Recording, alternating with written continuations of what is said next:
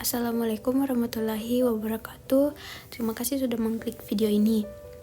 Pada video ini saya akan menjelaskan tentang permulaan abad ke-20 sejarah desain grafis.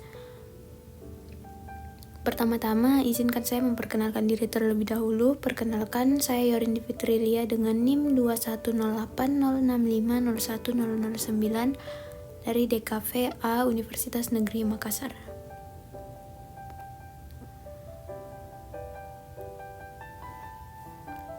Revolusi Industri 2.0 tidak seterkenal Revolusi Industri 1.0. Revolusi Industri 2.0 terjadi di awal abad ke-20. Sebelum adanya Revolusi Industri 2.0, proses produksi memang sudah cukup berkembang. Tenaga otot tidak lagi banyak diperlukan. Pabrik pada umumnya telah menggunakan tenaga mesin uap ataupun listrik. Namun, kendala lain ditemukan dalam proses produksi, yaitu proses transportasi. Untuk memudahkan proses produksi di dalam pabrik yang umumnya cukup luas, alat transportasi untuk pengangkutan barang berat seperti mobil sangat diperlukan.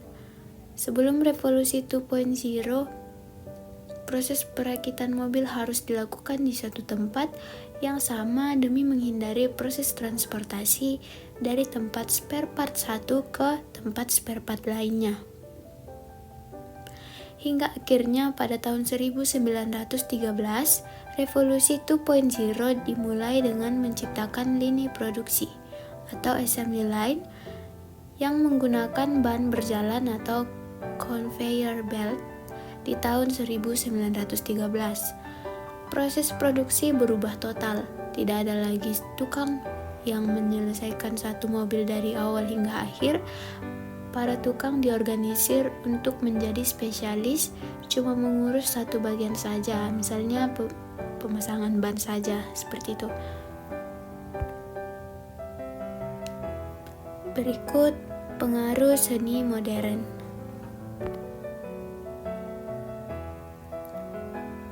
Seni rupa modern juga merupakan istilah yang digunakan untuk mengklasifikasikan karya seni yang mulai menanggalkan pakem-pakem lama yang dianggap sudah tidak relevan dengan masanya.